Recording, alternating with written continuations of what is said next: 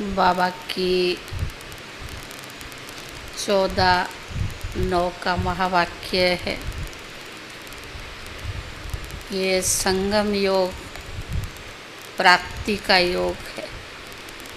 संगम योग संपन्न बनने का योग है।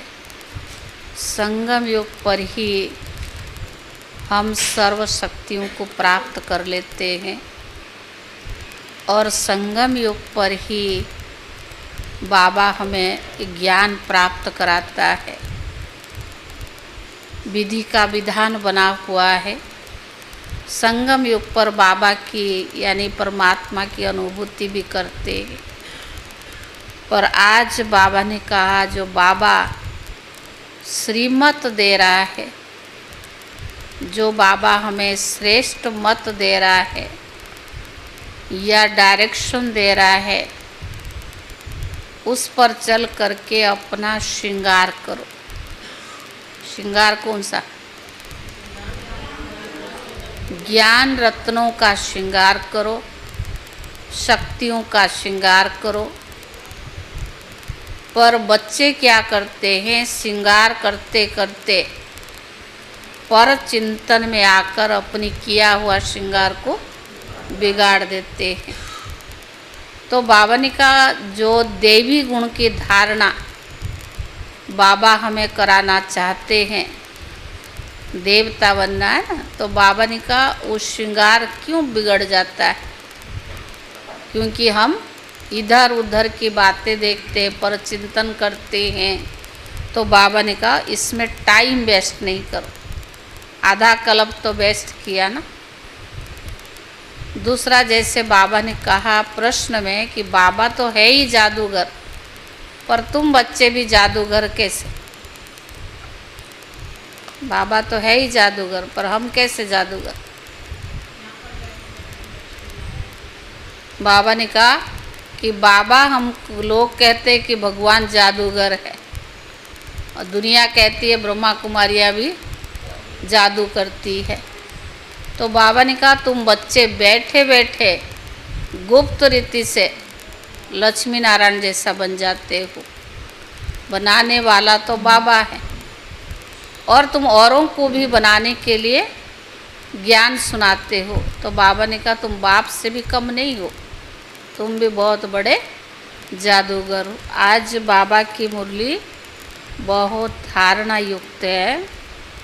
जो वर्तमान समय हमारी अवस्था क्यों नहीं बनती है, अवस्था बिगाड़ने का कारण क्या है और अवस्था एक रस क्यों नहीं रहती है, उसके लिए बाबा ने सूक्ष्म कई बातें सुनाई हैं।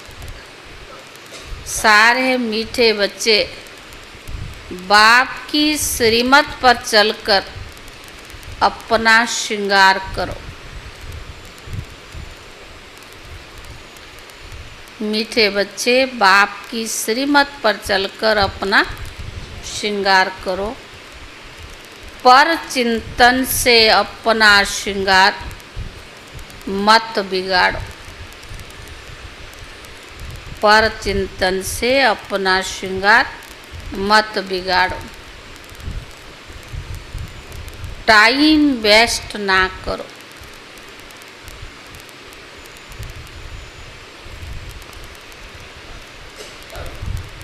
प्रश्न, तुम बच्चे बाप से भी तीखे जादूगर हो कैसे?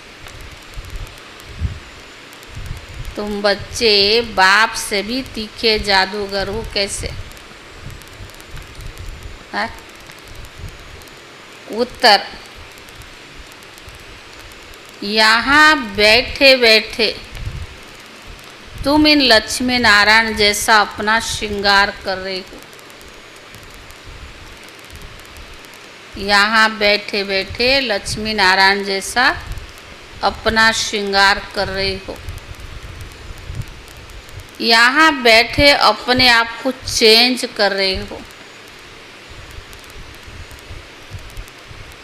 यह भी जादूगरी है ना।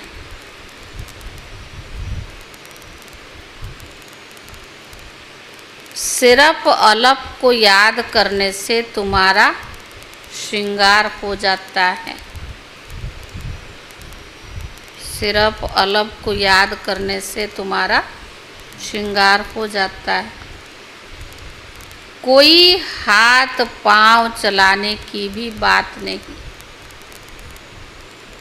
कोई हाथ पांव चलाने की भी बात नहीं। योग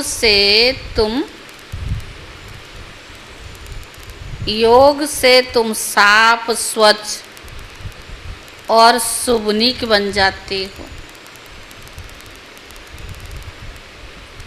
तुम्हारी आत्मा और शरीर कंचन बन जाता है। यह भी कमाल है ना।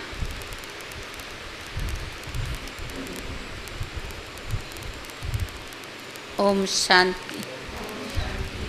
रूहानी जादूगर रूहानी बच्चों को, जो बाप से भी तीखे जादूगर है, उन्हों को समझाते हैं। तुम यहाँ क्या कर रहे हो? यहाँ बैठे बैठे कोई चूर-पूर नहीं, बाप अथवा साजन सजनियों को बता रही है। साजन कहते हैं तुम यहाँ बैठे बैठे क्या करते हो? अपने को तुम ऐसी लक्ष्मी नारायण मिसल श्रृंगार रही हो। कोई समझेंगे? क्या कहेंगे? छोटी मुंह बड़ी बातें, है ना। ये लक्ष्मी नारायण बन रही है, इनकी शकल अकल तो देखो, और ही मजाक उड़ाते हैं। तो बाबा ने कहा तुम यहाँ सब बैठे हो, फिर भी नंबर बार पुरुषार्थ अनुसार तो होना। बाप कहते ऐसे श्रृंगारे हुए बनना है। कैसे? लक्ष्मी नारायण जैसे। तुम्हारी एम ऑब्जेक्ट यही है भविष्य में अमरपुरी के लिए। फिर बाबा पूछ रहे अच्छा यहाँ बैठकर क्या कर रहे हो? मधुबन में जाते ना तो क्या करते? पैराडाइज के श्रृंगार के लिए तुम पुरुषार्थ कर रही हो। सबको क्या कहें, इसको क्या कहें? यहाँ बैठे हुए अपने आप को चेंज कर रही हो। उठते बैठते चलते बाप ने एक मनमना भव की चाबी दे दी है। बस एक सिवाय इसके और कोई भी फालतू बातें सुनाकर टाइम वेस्ट मत कर। बाबा तो कहते एक सेकंड भी व्यर्थ न जाए, इधर की उधर बातें सुनकर और दूसरों को सुनाकर अपना टाइम वेस्ट मत करो। तुम अपने ही श्रृंगार में लगे रहो। दूसरा करता व नहीं करता, इसमें तुम्हारा क्या जाता? उसका अपना पद है। तुम्हारा आज बाबा ने कहा कि बड़ा मंदिर किसका बनता है? जो ज़्यादा श्रृंगार करता है, अपनी अवस्था बना के रखता है, और जो बनाता ही नहीं उसका मंदिर भी बहुत छोटा बनेगा और कभी कभी कोई पूजा कर लिया नहीं। इसीलिए संगम योग का पुरुषार्थ ही प्रारब्ध का आधार है। जैसे हम कर्म करेंगे, और द्वापर से लेके हमारी गायन पूजन भी उसके आधार से होता है। दूसरा करता व नहीं करता, इसमें तुम्हारा क्या जाता है? तुम अपने पुरुषार्थ में रहो। कितनी समझ की बातें हैं। कोई नया सुनेगा तो जरूर बंडर खाएगा। तुम्हारे में भी कोई तो अपना श्रृंगार कर रहे हैं और कोई अपना श्रृंगार बिगाड़ रही है। परचिंतन आदि में टाइम वेस्ट बहुत करते रहते हैं। बाबा बच्चों को समझाते, बच्चे सिर्फ अपने को देखो।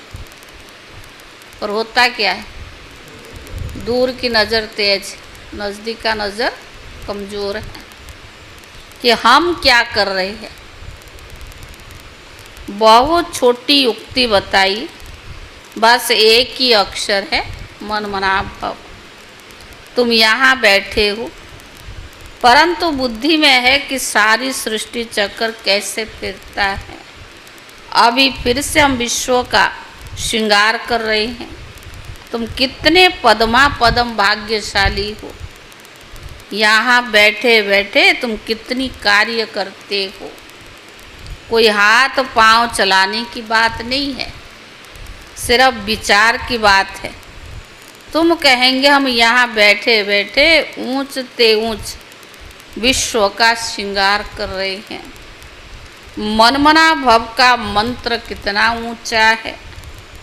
इस योग से ही तुम्हारे पाप भस्म होते जाएंगे और तुम साप बनते बनते फिर कितने शोभनिक बन जाएंगे। अभी आत्मा पतित है और शरीर की हालत देखो क्या हो गई। आत्मा पतित होने से शरीर की हालत देख क्या हो गई है। अब तुम्हारी आत्मा और काया कंचन बन जाएगी। यह कमाल है ना। बच्चों को ऐसा अपना श्रृंगार करना है, दूसरों को नहीं देखना, हमें अपना श्रृंगार करना है। दैवी गुण भी तो धारण करनी है ना। बाप सभी को एक ही रास्ता बताते हैं, अलप और बे। सिर्फ अलप की बात है। बाप को याद करते रहो तो तुम्हारा श्रृंगार सारा बदल जाएगा। बाप से भी तुम बड़े जादूगर हो। तुमको युक्ति बताते हैं, ऐसे ऐसे करने से तुम्हारा श्रृंगार बन जाएगा। अपना श्रृंगार ना करने से तुम मुफ्त अपने को ही नुकसान पहुंचाते। वो तो ऐसे ही रहेंगे, लेकिन हमें उनको देख करके अपना श्रृंगार खराब नहीं करते। तो बाबा ने कहा अपना ही नुकसान खुद करते हो। इतना तो समझाते हम भक्ति मार्ग में क्या करते थे। सारा श्रृंगार ही बिगाड़ कर क्या बन गए थे। और संगम युग पर बाबा श्रृंगार कर रहा है। अब एक ही अक्षर है, बाप को याद करने से तुम्हारा श्रृंगार होता है। बच्चों को कितना अच्छी रीति समझाकर फ्रेश करते हैं। यहाँ बैठे तुम क्या कर रहे हो? आज कई बार बाबा ने पूछा, हाँ? याद की यात्रा में बैठे हो ना। अगर कोई का ख्याल और तरफ होगा तो बैठे बाबा की याद में बुद्धि कहाँ जा रही? हाँ, कुछ श्रृंगार होगा तो बाबा ने कहा और तरफ होगा तो श्रृंगार थोड़ी होगा। वैसे लौकिक दुनिया में भी जिसको श्रृंगार करते हो क्या इधर उधर देखता? तो एक ही जगह बैठा रहेगा ना। तो बाबा ने कहा कमाल श्री बाबा आपकी, आप हमारा कितना श्रृंगार करते हो। उठते बैठते चलते हमको अपना श्रृंगार करना है। कोई तो अपना श्रृंगार कर फिर दूसरों का भी करते, खुद गुणवान बनते हैं, अपना श्रृंगार करते हैं, ज्ञान शक्तियों को धारण करते, औरों को भी कराते हैं, तो पद तो ऊंचा मिलेगा ना। कोई तो अपना श्रृंगार नहीं करते, दूसरे का भी श्रृंगार बिगाड़ते रहते। कोई नियम मर्यादा पर अच्छा चलेगा तो उसको भी टूंट करेंगे, उसको भी बिगाड़ेंगे। तो अपना तो नुकसान किया ही, पर दूसरों का भी करते हैं। फालतू बातें सुनाकर उनकी अवस्था को नीचे गिरा देते। तो बाबा ने कहा खुद भी श्रृंगार से रह जाते हैं, दूसरों को भी राह देते। अपना तो जैसे तैसे, और दूसरों को भी देख करके उनको और भड़काते हैं, तो उनका भी श्रृंगार रह जाता है। तो अच्छी रीति सोच विचार करो, बाबा कैसे कैसे युक्ति बताते रहते हैं। भक्ति मार्ग के शास्त्र पढ़ने से युक्तियाँ नहीं आती है, शास्त्र तो भक्ति मार्ग के हैं ना। तुमको कहते तुम क्यों शास्त्रों को नहीं मानते हो? लोग बोलते हैं ना, तो क्या बोलो? बोलो हम तो सब कुछ मानते हैं। कौन कहता नहीं मानते? आधा कल्प भक्ति की है, शास्त्र पढ़ते हैं, कौन नहीं मानेगा? रात और दिन होता है तो जरूर दिन को मानेंगे ना। ये बेहद का दिन और रात है। बाबा कहते मीठे मीठे बच्चे तुम अपना श्रृंगार करो, टाइम वेस्ट ना करो, टाइम बहुत थोड़ा है। तुम्हारी बड़ी विशाल बुद्धि चाहिए, मोटी बुद्धि नहीं, विशाल बुद्धि चाहिए। दिल भी विशाल और बुद्धि भी विशाल चाहिए। आपस में बहुत प्रेम होना चाहिए। टाइम वेस्ट नहीं करना चाहिए, क्योंकि तुम्हारा ये टाइम बहुत वैल्यूबल है। बाबा का एक एक लाइन क्या है, हमारे जीवन के लिए श्रृंगार है। कौड़ी से हीरे जैसा तुम बनते हो, मुफ्त में इतना थोड़ी सुन रही हो। जो इतना बाबा रोज 4 पेज का सुना रहा है, मुफ्त में थोड़ी सुना रहा है, कौड़ी से हीरे जैसा बना रहा है। कोई कथा है क्या? ये है कोई कथा? बाप अक्सर ही एक सुनाते हैं। बड़े बड़े आदमियों को जास्ती बात थोड़ी करनी चाहिए। बाबा भी जास्ती बात नहीं करता है और कहता ज्ञान को क्या बनाओ, इतना बनाओ, सागर को स्याही बनाओ, जंगल को कलम बनाओ, धरती को कागज बनाओ, तभी बाबा का ज्ञान पूरा नहीं होगा। और बाबा ने कहा तुम बड़े आदमी हो, थोड़ा ज़्यादा थोड़ी करना है, थोड़ा ही तो बोलते हैं बड़े आदमी। बाप तो सेकंड में जीवन मुक्ति देते, रास्ता बताते ना। यह है ऊंचते ऊंचा श्रृंगार वाले। तब तो उन्हों की चित्र भी है जिनको बहुत पूजते रहते हैं। जितना बड़ा आदमी होगा, आदमी बना तो ऊंच पद पाएंगे। जो लक्ष्मी नारायण जैसा देवता बनेंगे, उनका उतना बड़ी मंदिर भी बनाएंगे, बड़ा श्रृंगार भी करेंगे। आगे तो देवताओं के चित्र पर हीरे का हार पहनाते थे, अभी भी कोई कोई चढ़ाते। कुछ इच्छा पूर्ण हो गई, चढ़ाते। बाबा को तो अनुभव है ना, बाबा ने खुद हीरे का हार बनाया था लक्ष्मी नारायण के लिए। वास्तव में उन्हें जैसा तो यहाँ परवरिश कोई बना न सके। अभी तुम बना रहे हो नंबर बार पुरुषार्थ अनुसार। तो बाबा समझाते बच्चे, क्या समझाए हो? हाँ, अब टाइम वेस्ट ना अपना करो ना औरों का करो। खुद भी अपना श्रृंगार करो, दूसरों को भी श्रृंगार करो, प्यार प्रेम से रहो। बाबा ने कहा ना अपना टाइम वेस्ट करो ना दूसरों का कराओ। बाबा युक्ति बहुत सहज बताते हैं। मुझे याद करो तब पाप मिट जाए। अनेक जन्मों का भी कर्म है, याद करेंगे तो पाप मिट जाए।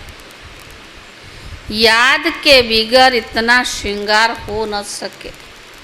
यह तुम बनने वाले हो ना, देवी स्वभाव धारण करना है। स्वभाव भी कैसा धारण करना? देवी स्वभाव। इसमें कहने की दरकार नहीं है, परंतु पत्थर बुद्धि होने के कारण सब समझाना पड़ता है। 1 सेकंड की बात है। बाबा कहते मीठे मीठे बच्चे, तुमने अपने आप को भूलने से कितना श्रृंगार बिगाड़ दिया है। बाप कहते बच्चे चलते फिरते श्रृंगार करते रहो, परंतु माया भी कम नहीं है। कोई कोई लिखते बाबा आपकी माया बहुत तंग करती है। अरे हमारी माया कहाँ से आई? यह तो खेल है ना। मैं तो तुमको माया से छुड़ाने आया हूँ। मेरी माया फिर काहे की? बेटी है। इस समय पूरी इनकी राज्य है। जैसे इस रात और दिन में फर्क नहीं हो सकता, फिर यह है बेहद की रात और दिन, इसमें एक सेकंड का भी फर्क नहीं पड़ सकता है। अभी तुम बच्चे नंबरवार पुरुषार्थ अनुसार ऐसा श्रृंगार कर रही हो। बाबा कहते चक्रवर्ती राजा बनना है तो चक्कर फिराते रहो, भले ग्रस्त व्यवहार में रहो, इसमें सारा बुद्धि से काम लेना है। आत्मा में ही तो मन बुद्धि है ना। यहाँ तुमको बाहर का गुरख धंधा आदि कुछ भी नहीं है। कहाँ मधुबन में जाते हैं ना, यहाँ आते ही तुम अपने श्रृंगार कर रिफ्रेश होने के लिए। बाप पढ़ाते हैं तो सबको एक जैसा है। यहाँ बाप के पास नई नई पॉइंट्स सन्मुख सुनते हैं, फिर घर में जाते तो जो कुछ सुना है वो बाहर ही निकल जाता है। यहाँ तो बाहर से निकलने से ही झोली छांट लेते हैं। जो सुना उस पर मनन चिंतन भी नहीं करते हैं। तुम्हारे लिए तो यहाँ एकांत की जगह बहुत है। मधुबन में कितने बड़े बड़े पार्क है, बड़े बड़े छत है, कहाँ भी बैठ के करो। बाहर में तो खटमल फिरते रहते हैं, एक दो को खून करते रहते हैं, एक दो के खून करते और पीते रहते हैं। खटमल जानते हो ना, अब तो कम हो गया, पहले बहुत होता था। तो बाबा बच्चों को समझाते हैं यह तुम्हारा टाइम मोस्ट वैल्यूबल है, इसको तुम वेस्ट मत करो। अपने को श्रृंगार करने की बहुत युक्तियाँ मिली है। मैं सबका उद्धार करने आता हूँ, मैं आया हूँ तुमको विश्व की बादशाही देने। तो अब मुझे याद करो, टाइम वेस्ट मत करो। काम काज करते भी बाप को याद करते रहो। और मुझे याद करो ना, इतनी ढेर सब आत्माएं हैं, आशिक है, एक परम पिता परमात्मा मासूक, वह सब जिस्मानी कथाएं आदि तो तुमने बहुत सुना है और सुनते भी हो।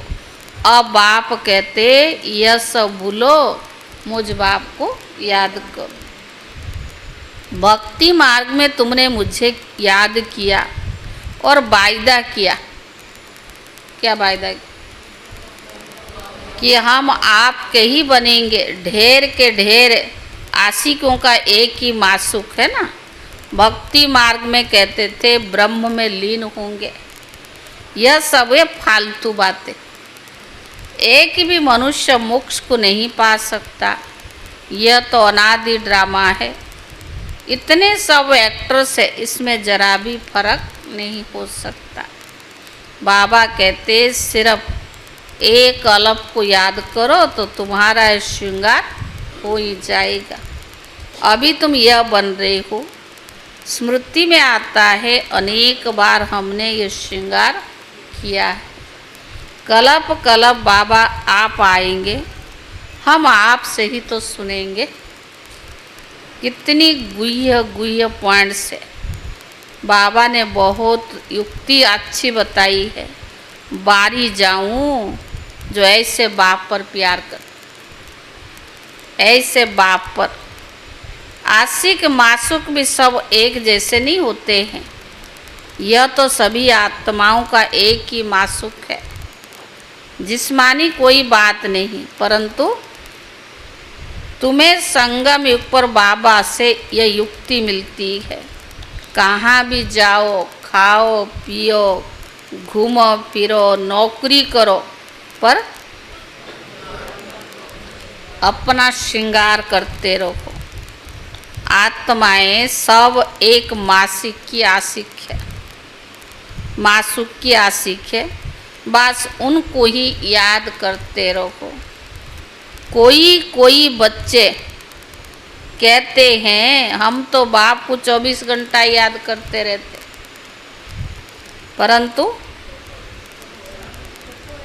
परंतु सदैव कोई कर ही नहीं सकते। बहुत से बहुत तुम 2-2.5 घंटा तक जास्ती अगर लिखे तो बाबा मानता ही नहीं है। दूसरों को स्मृति दिलाते नहीं तो मैं कैसे समझूं कि तुम याद करते हो? क्या कोई डिफिकल्टी बात है? क्वेश्चन मार्क बाबा पूछ रहे। कोई इसमें खर्चा है? कुछ भी नहीं। बस बाप को याद करते रहो तो तुम्हारे पाप कट जाए। देवी गुण भी धारण करनी है। पतित कोई शांति धाम व सुख धाम में जा न सके। बाबा बच्चों को कहते अपने को आत्मा भाई भाई समझो। 84 जन्मों का पाठ अभी पूरा होता है। यह पुराना चोला छोड़ने का है। ड्रामा देखो कैसे बना हुआ है। तुम जानते हो नंबर बार पुरुषार्थ अनुसार। दुनिया में तो कोई कुछ भी नहीं समझते। हर एक को अपने आप से पूछो। खुद का टीचर खुद है ना, तो अपने आप से क्या पूछो? दिनेश भाई क्या पूछो अपने आप से? आपको कितना याद कर? और क्या पूछो अपने आप से? हैं?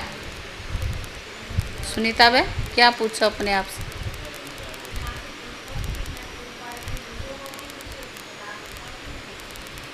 इतना पढ़ा हूँ जो दूसरों को बता सकूँ ऐसा? अपने आप से पूछो कि हम बाप की मत पर चलते हैं। मुख्य बात तो ये है ना। चलेंगे तो क्वेश्चन मार्क, अगर चलेंगे तो श्रृंगार भी अच्छा होगा। एक दो को उल्टी बातें सुनाकर अथवा सुनकर अपना श्रृंगार भी बिगाड़ देते हैं। दूसरों को भी बिगाड़ देते, खुद तो बिगड़े दूसरों को भी बिगाड़ देते हैं। बच्चों को इतनी धुन में लगा रहना चाहिए कि हम ऐसे श्रृंगारधारी कैसे बने, लक्ष्मी नारायण जैसा कैसे बने। बाकी तो जो कुछ है वो ठीक है, सिर्फ पेट के लिए रोटी आराम से मिल गई। वास्तव में पेट कोई जास्ती नहीं खाता है। भले तुम सन्यासी हो परंतु तुम राजयोगी हो, ना बहुत ऊंचा ना बहुत नीचा। खाओ भले परंतु ज़्यादा हीर न जाओ, माने आदत ना पड़ जाए ये खाऊं वो खाऊं। पेट के लिए तो खाना पड़ेगा ना, पर ज़्यादा खाने पीने के चक्कर में मत जाओ। यही एक दो को याद दिलाओ। क्या याद दिलाओ? शिव बाबा याद है, वर्षा याद है, विश्व की बादशाही का श्रृंगार याद है। ये विचार करो। यहाँ बैठे कोई तकलीफ नहीं। मधुबन में जाते ना बनाना ना खाना ही है, पुरुषार्थ टाइम पर क्लास में जाना, और कोई बाबा तकलीफ थोड़ा देता है। भक्ति मार्ग में मनुष्य कितने धक्के खाते हैं। अभी बाप आए हैं श्रृंगारने, तो अपना अच्छी रीति ख्याल करो, भूलो मत। माया भुला देती है तो फिर बहुत टाइम वेस्ट करते हैं। तुम्हारा ये बहुत वैल्यूबल टाइम है। पढ़ाई की मेहनत से मनुष्य क्या क्या बन जाते हैं। बाबा तुमको और कोई तकलीफ नहीं देते, सिर्फ कहते मुझ बाप को याद करो। कोई भी किताब आदि उठाने की भी दरकार नहीं। बाबा कोई किताब उठाता क्या? बाप कहते मैं आकर इस प्रजापिता ब्रह्मा द्वारा एडॉप्ट करता हूँ। प्रजापिता तो है ना, तो इतनी कुक वंशावली प्रजा कैसे होगी? बच्चे एडाप्टेड होते हैं, वर्षा बाप से मिलता है, बाबा ब्रह्मा द्वारा एडॉप्ट करते हैं, इसीलिए उनको माता पिता भी कहा जाता है। यह भी तुम बच्चे जानते हो। बाप का आना बड़ा एक्यूरेट है। बाबा टाइम आगे पीछे नहीं आता, एक्यूरेट टाइम पर आता है। एक्यूरेट टाइम पर आते हैं और एक्यूरेट टाइम पर भी जाएंगे। दुनिया की बदली तो होना ही है। अभी तुम बाबा बच्चों को कितनी अक्ल देता है ना, तभी तो बाबा ने कहा सतयुग में वजीर आदि की अक्ल लेने की दरकार नहीं, बाबा की मत पर चलना है। स्टूडेंट जो पढ़ते हैं वही बुद्धि में चलता है। तुम भी ये संस्कार ले जाते हो, जैसे बाप में संस्कार है वैसे तुम्हारे आत्मा में भी ये संस्कार भरते हैं। फिर जब यहाँ आएंगे तो वही पाठ रिपीट होगा। नंबर बार पुरुषार्थ अनुसार आएंगे। अपने दिल से पूछो कितना पुरुषार्थ किया, अपने को श्रृंगारने का टाइम कहाँ वेस्ट तो नहीं किया। बाप सावधान करते हैं, बाह्य तो बातों में कहाँ भी टाइम गमाओ ना। बाप की श्री मत याद रखो, मनुष्य मत पर ना चलो। तुमको ये पता थोड़ी था कि हम पुरानी दुनिया में हैं, बाबा ने ही तो बताया है ना क्या थे। इस पुरानी दुनिया में कितने अपरम अपार दुख है। यह भी ड्रामा अनुसार पाठ मिला हुआ है। ड्रामा अनुसार अनेक विघ्न भी पड़ते हैं। बाबा समझाते बच्चे ये ज्ञान और भक्ति का खेल है, वंडरफुल ड्रामा है।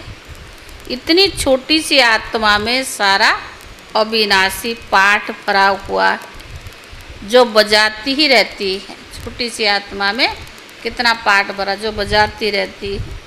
अच्छा मीठे मीठे सिखी ले दे बच्चों प्रति माता पिता बाप दादा का याद प्यार और गुड मॉर्निंग।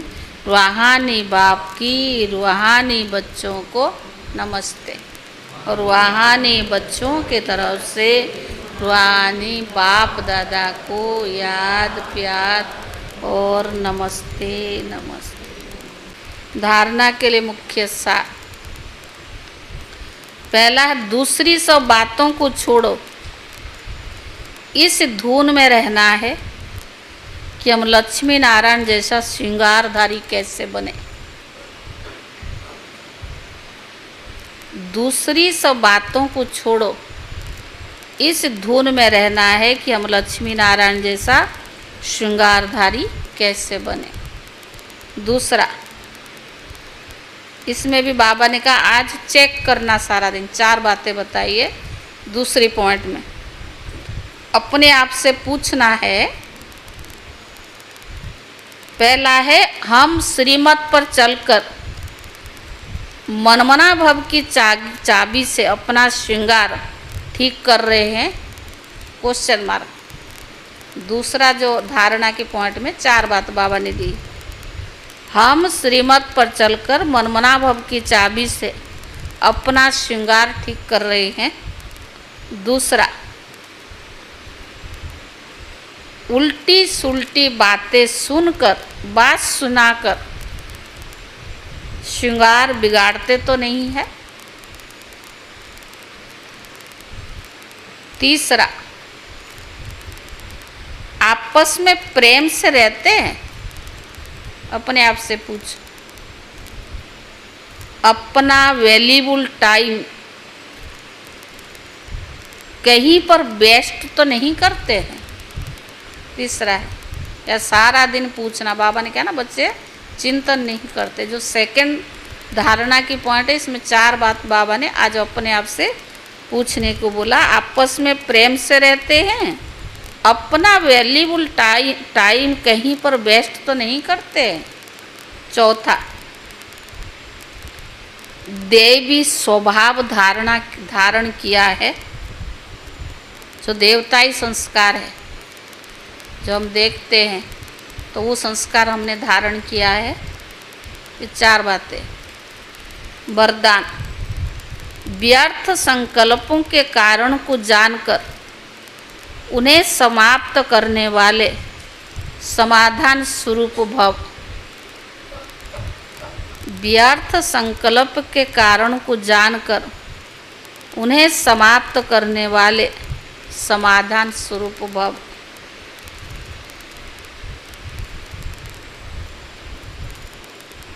विस्तार में है, व्यर्थ संकल्प उत्पन्न होने का मुख्य दो कारण है। व्यर्थ संकल्प क्यों उत्पन्न होता है? दो कारण है। एक है अभिमान, दूसरा है अपमान।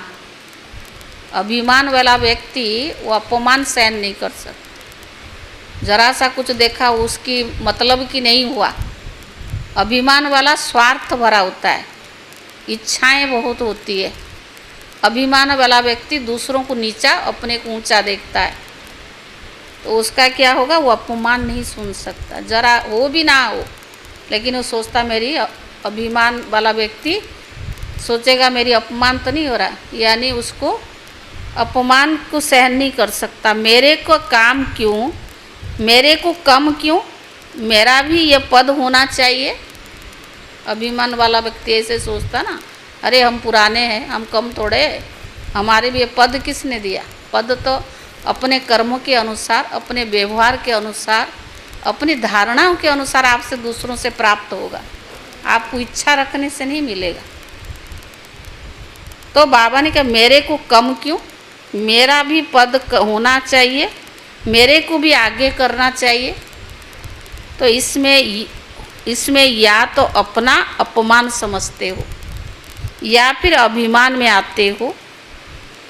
इसमें या तो अपना अपमान समझते हो या तो अभिमान में आते हो। नाम में, मान में, शान में, आगे आने में, सेवा में, मैं ही आगे रहूँ, दूसरा आवे ही ना। पर आगे वाला कभी हमने अपने अनुभव प्रैक्टिकल में देखा, अगर आप आगे आने की चाहो ना, आपको मिलेगा नहीं। आप तो गुप्त रहो, बाबा समय अनुसार आपको अंदर उधारणाएँ हो जाएगी तो आप पे प्रत्यक्ष करेगा, ज़रूरत नहीं है। जब मैं यहाँ आई थी ना, मुझे कई लोग कहते थे, कहते आपको भी हफ्ता में एक दिन मुरली सुनाना चाहिए। क्यों? मैंने कहा क्यों? हमें बाबा जब योग्य समझेगा उस स्थान पर खुद बिठाएगा। आपके कहने से थोड़ा मैं बैठ जाऊंगी। आपसी उससे क्या होता है ना, अरे हाँ मेरे को भी मिलना चाहिए, तो क्या होगा? आपसी मतभेद बढ़ेगा नहीं। भगवान जब मुझे यज्ञ समझेगा और भगवान जो चीज़ देगा मनुष्य उसको छीन नहीं सकता। मनुष्य आज बिठाएगा, कल उतारेगा, लेकिन मनुष्यों के कहने पर हम यहाँ नहीं आए हैं।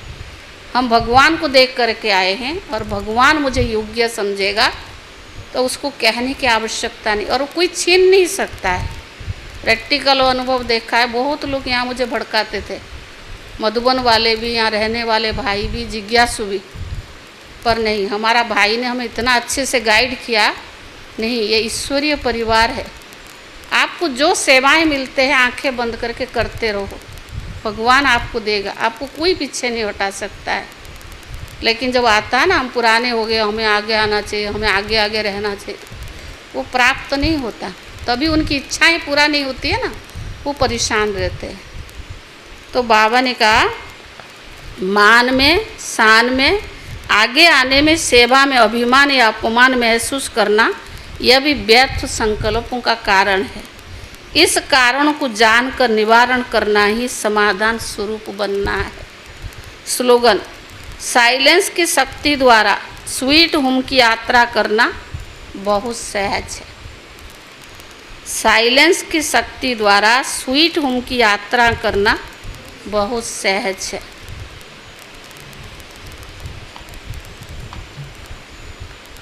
आज कितना तारीख है? 14 सितंबर।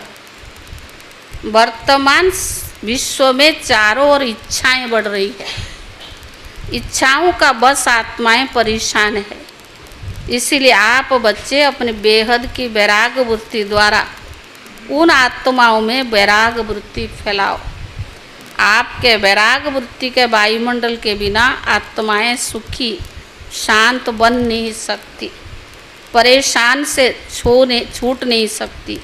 जब आप बच्चों की स्थिति इच्छा मात्र अविद्या की होगी, तब जय जयकार और हाहाकार भी होगी।